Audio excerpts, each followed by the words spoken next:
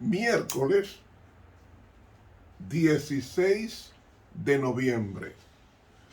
Con ustedes el profesor Ramón Romero en la continuación del estudio de la lección número 8. Antes de continuar, queremos invitar a todos nuestros amigos que nos ven y nos escuchan a la suscripción de este canal de YouTube Ramón Romero. Dele clic a la campanita e invite a otros que lo hagan. Estará de esta forma evangelizando eternamente a los demás. La esperanza del Nuevo Testamento. Texto para memorizar. Y este es el testimonio que nos ha dado vida eterna. Y esta vida está en su Hijo. El que tiene al Hijo tiene la vida. El que no tiene al Hijo de Dios no tiene la vida. Primera de Juan 5, 11 y 12. Con gratitud, Señor, queremos darte las gracias porque aún los muertos están siendo considerados por Dios en su mente para levantarlos del polvo de la tierra en la mañana gloriosa de la resurrección. Alimenta en nosotros esa confianza en ti de que los muertos en Cristo resucitarán primero. La oración la presentamos en el bendito y glorioso nombre del crucificado y resucitado y próximo a venir en gloria, Cristo Jesús. Amén. Para hoy miércoles, al sonido de la trompeta. Yo no sé si ustedes se han detenido a pensar cómo será esa mañana gloriosa cuando Cristo venga por segunda vez. La sierva de Dios dice en el libro El conflicto de los siglos que los ríos se van a detener, el sol se moverá de su lugar y dará espacio para el retorno glorioso de Cristo con todos los ángeles del cielo, de tal manera que haya un silencio en el cielo por más de media hora. Todos los ángeles que acompañarán a Cristo saldrán para venir con gozo cantando todo el camino a esa gran fiesta eterna para resucitar a los muertos en Cristo y para transformar a los vivos en Cristo y llevarlos para el puerto de eterna paz en la patria celestial. Va a ser algo extraordinario, algo grandioso. Una de las razones por las cuales el apóstol Pablo escribe en epístolas, una de las razones era que se tenía en mente que Cristo vendría en sus días. Y la primera epístola que el apóstol Pablo escribe es la primera carta a los de Tesalónica. Esa carta fue escrita en el año 51, es la primera epístola que se escribe. Y el primer evangelio fue el de Marcos. Es decir, había una urgencia y un entusiasmo porque Cristo viniera en sus días, que se predicaba precisamente del trabajo de Cristo en el cielo y de que los muertos en Cristo resucitarían. De ahí que el apóstol Pablo, notando que en Tesalónica había personas que los hermanos esperaban que Cristo vendría en sus días y no fue así, entonces él escribe la primera carta a Tesalónica en el año 51 y comienza con esta exhortación que vamos a compartir, harta conocida en los estudios bíblicos que hemos dado como iglesia. Primera carta a Tesalónica, capítulo 4, comenzando en el versículo 13. Tampoco, hermanos, queremos que ignoréis acerca de los que duermen, que no os entristezcáis como los otros, que no tienen esperanza. Porque si creemos que Jesús murió y resucitó, así también traerá Dios con él a los que durmieron en Jesús. Ahí yo me voy a detener. Este texto se ha tomado para indicar que Cristo viene con los muertos que están en el cielo. Y no es así, porque realmente, oiga cómo está en el griego, porque ya que creemos que Cristo murió y resucitó, así también traerá Dios, no con él, sino por él. Traerá Dios por él. ¿Cómo los va a traer? En la resurrección. A los que durmieron en Jesús, no es con Jesús. Es decir, los que durmieron con Jesús se van a levantar. Viene la pregunta: si los muertos buenos están en el cielo, ¿por qué tiene que Cristo venir con ellos si ya están en el cielo? ¿Ven? El sentido común te está hablando. Por tanto, porque ya que creemos que Jesús murió y resucitó, así también traerá, o mejor dicho, resucitará Dios por él a los que durmieron con él. ¿Usted entendió? No es que Cristo va a traer los muertos buenos que están en el cielo en su segunda venida, sino va a traerlo a la vida. Los va a resucitar. Porque el apóstol Pablo habla de dormir. Si están dormidos, no están en el cielo, ni están en el infierno, están dormidos en sus tumbas. Y dice específicamente dónde están ellos. Vamos a continuar con el versículo 14. Por lo cual os decimos esto en palabra del Señor, que nosotros que vivimos, que habremos quedado hasta la venida del Señor, no seremos delanteros a los que durmieron. Es decir, nosotros no seremos llevados al cielo porque estemos vivos solo. Tiene que ser resucitar primero a los muertos en Cristo y luego transformar a los vivos en Cristo para ambas familias, la muerta y la resucitada, la muerta y la vida viva, se reúnan como un cuerpo para irse al traslado eterno con Cristo Jesús.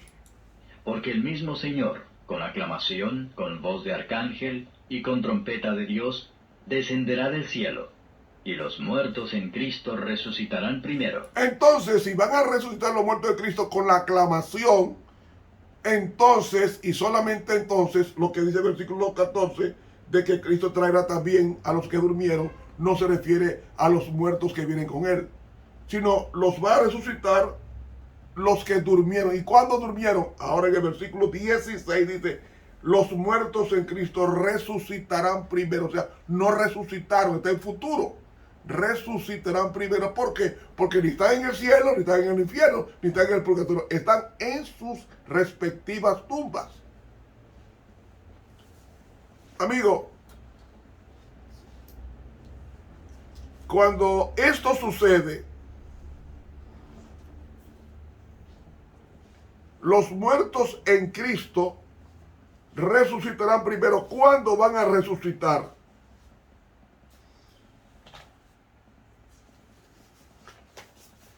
Dice que habrá una trompeta.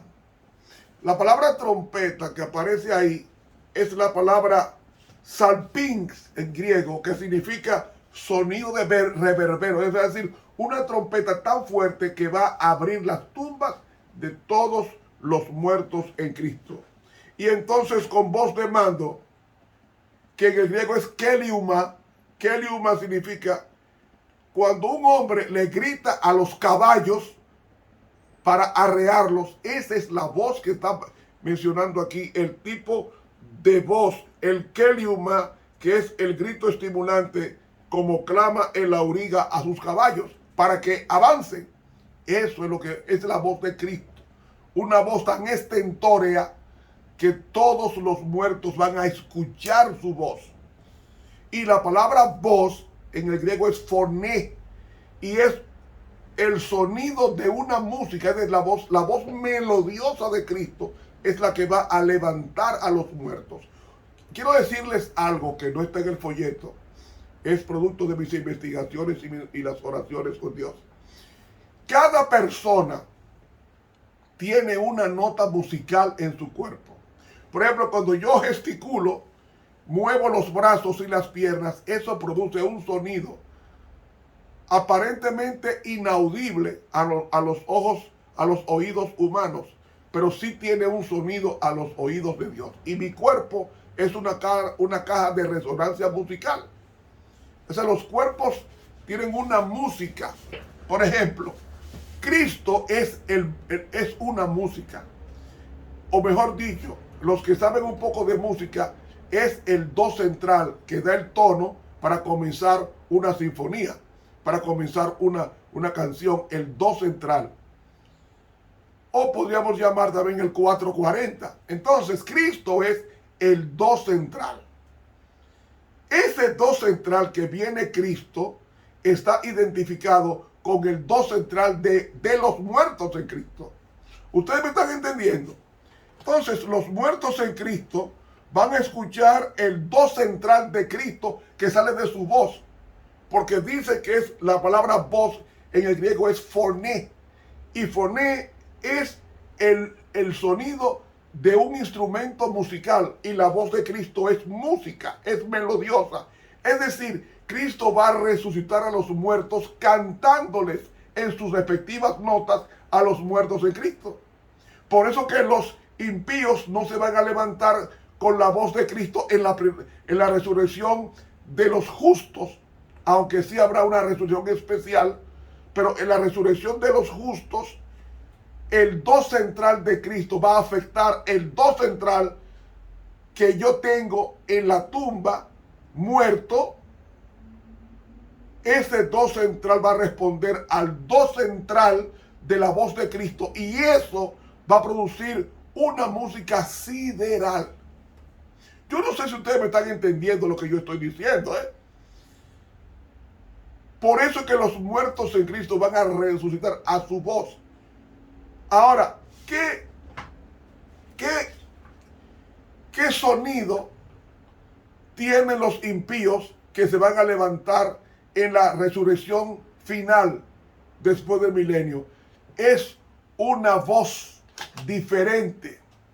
Es la voz de una persona para ejecución de juicio, diferente a la voz que recibiremos nosotros cuando seamos transformados y despertados del polvo de la tierra, si estamos muertos en los días que Cristo ha de venir.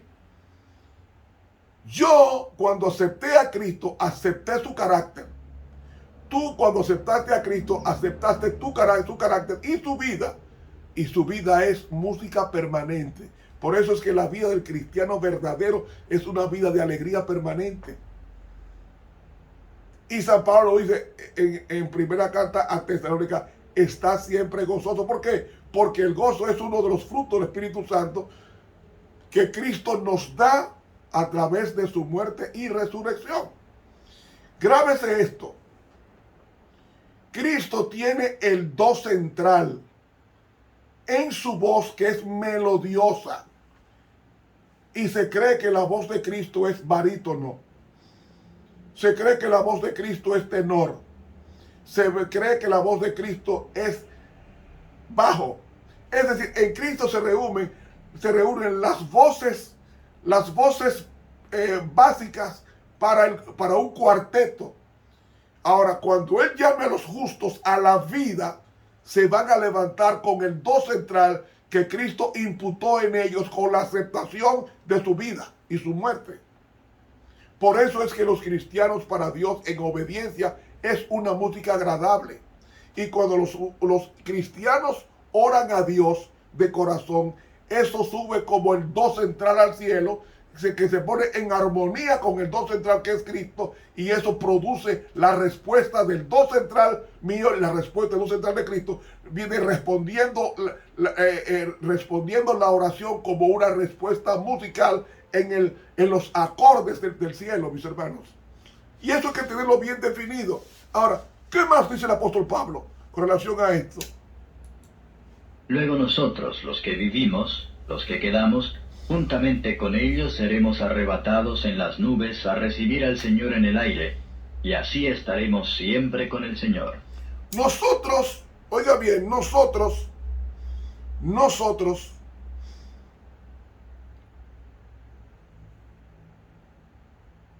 veremos a Cristo en el aire. Él no tocará tierra. Nosotros iremos a Él porque está usando el verbo arpazo. Seremos arrebatados.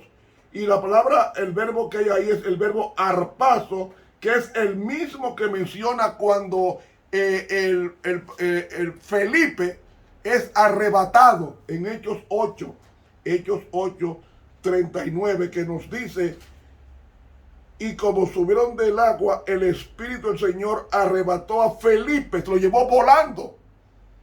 El verbo arrebatar ahí es el mismo que aparece en la primera carta a Tesalónica 4:16. Juntamente con ellos seremos arrebatados, arpazo, en las nubes. ¿En qué nubes? Las nubes de ángeles que acompañarán a Cristo a recibirle, no en la tierra, no, en el aire. ¿Por qué en el aire? Porque no somos de este mundo. Y así estaremos siempre con el Señor. Y concluye el apóstol Pablo con esto. Por lo cual, El apóstol Pablo concluye diciendo: por lo tanto, consolaos los unos a los otros con estas palabras. Se nos fue el tiempo. Pero ese día va a ser glorioso, tan glorioso, que hará una fiesta en toda la tierra, porque los hijos de Dios van a resucitar, las tumbas se van a abrir, los hijos de Dios convertidos se van a levantar del polvo de la tierra, y uniendo a los vivos con los muertos en Cristo, serán llevados con la música que se estará cantando los ángeles, Cristo mismo, y nosotros le vamos a responderle a Cristo con una música que dice así: este es nuestro Dios, a quien hemos esperado, y Él nos salvará. Este es nuestro Dios, a quien hemos esperado. Nos gozaremos y nos alegraremos en su salvación. Eso está en Isaías 25:9. Él nos va a llamar con música y nosotros de alegría le vamos a contestar con música a Isaías 25:9. Tenemos que estar allí, prepararnos ahora, porque el reino de los cielos es para nosotros. Dios nos bendiga y nos guarde. Estuvo con ustedes el profesor Ramón Romero. Para mañana jueves, el encuentro eterno. Pasen un feliz día. Se nos fue el tiempo.